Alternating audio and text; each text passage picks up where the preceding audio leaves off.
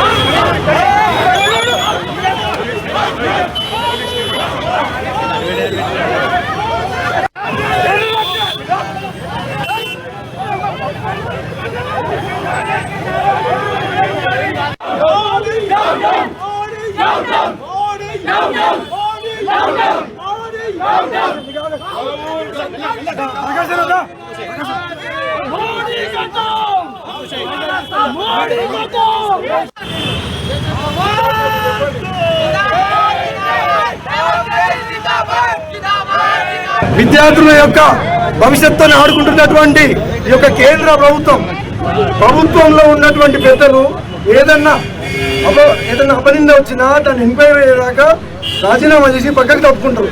ఇలా ఇంతమంది యావత్ భారతదేశం నీటి పేపర్ మీద యొక్క ధర్నా చేస్తుంటే విచక్షణారహితంగా పిల్లలను ఉగ్రవాదులను కొట్టినట్టు కొట్టి పంపిస్తుంటే మా ప్రియతమ నాయకులు రాహుల్ గాంధీ గారు వాళ్ళకి సంఘీభావం తెలపడానికి పోతుంటే ఒక దేశ ప్రధానులు వాళ్ళ ఇంట్లో నుంచి ముగ్గురు అయిండ్రు. అటువంటి చిన్న ఇది కూడా లేకుండా ప్రియాంక గారిని రాహుల్ గాంధీ గారిని నిన్నట్లయితే ఢిల్లీలో వాళ్ళ ఎందుకు చేసినటువంటి ఒక దుశ్చర్యను మళ్ళీ ఈ యొక్క నీటి పేపర్ని లీక్ చేసిన తర్వాత విద్యార్థులు నిరసన తెలపడానికి వెళ్ళిన విద్యార్థులను విచక్షణారహితంగా కొట్టినందుకు వాళ్ళకు ఒక సంఘీభావంగా మల్కాజ్గిరి కుటుంబ సభ్యులం మేడ్చల్ మల్కాజ్గిరి జిల్లా మల్కాజ్గిరి కాన్స్టిట్యూన్సీ దేశవ్యాప్తంగా సంఘీభావంగా కాంగ్రెస్ పార్టీ కుటుంబ సభ్యులం అందరం కూడా ఇలా రోడ్డెక్కి ఈ యొక్క ప్రదర్శన చేయడం జరిగింది.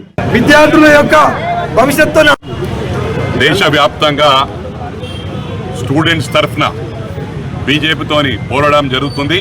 వారికి న్యాయం జరిగే వరకు కాంగ్రెస్ పార్టీ నిద్రపోదని చెప్పి కూడా ఈ సందర్భంగా తెలియజేస్తారు. దేశవ్యాప్తంగా స్టూడెంట్స్ తరఫున బీజేపీతోని పోరాటం జరుగుతుంది. వారి